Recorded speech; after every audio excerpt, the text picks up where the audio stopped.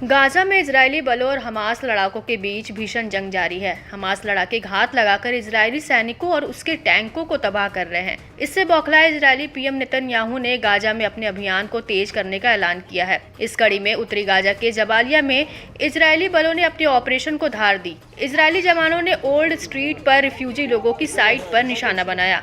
इस जोरदार हमले में एक घर में ठहरे 13 बच्चों समेत 33 लोगों की मौत हो गई। हमास ने इजरायल के ताजा हमलों को नरसंहार करार देते हुए इसकी जानकारी दी।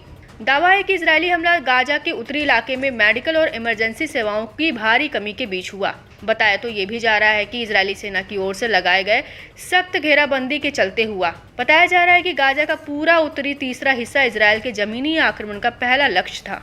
13 महीने पुराने युद्ध में सबसे भारी विनाश हुआ था, जो दक्षिणी इजरायल में हमास के हमले के कारण शुरू हुआ था, जिसने नागरिक सुरक्षा टीमों और अस्पतालों को भी निशाना बनाया। गाजा के नागरिक सुरक्षा के प्रवक्ता महमूद बसल ने संकेत दिया कि इजरायली सेना बमबारी की धमकी के तहत नागरिक सुरक्षा टीमों को काम करने से रोक रही है। न्यूज एजेंसी अल मयादीन को बताया कि इजरायली सेना ने उत्तरी गाजा में नागरिकों को निशाना बनाना जारी रखा है। हाल में जबालिया के आसपास खास तौर से कमाल अदवान हॉस्पिटल के पास तोप खाने से गोलीबारी की, जो फिलहाल सिर्फ अपने अस्पताल निदेशक और कुछ नर्सों के साथ काम कर रहा है।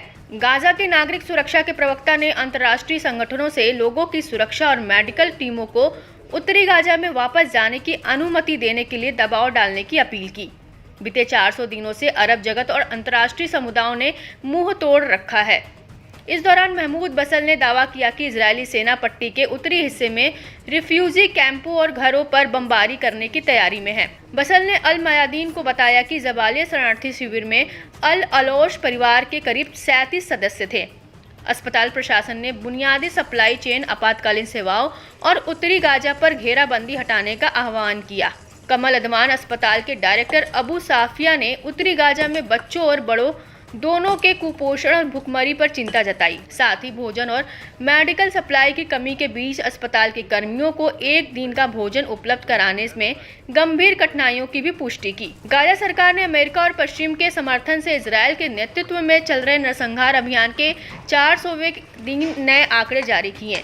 ताजा आंकड़ों की माने तो 43,500 से ज्यादा लोग मारे गए, जिनमें 17,800 से ज्यादा बच्चे और करीब 12,000 महिलाएं शामिल हैं।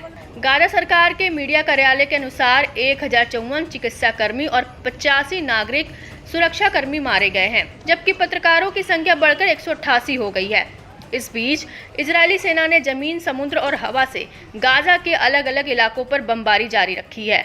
अल मयादीन के मुताबिक हाल में इजरायली युद्धपोतों ने पट्टी के दक्षिणी भाग में रफा के तट की ओर गोले दागे। दक्षिणी गाजा में इजरायली विमानों ने स्ट्रीट 8 के पास हमला किया।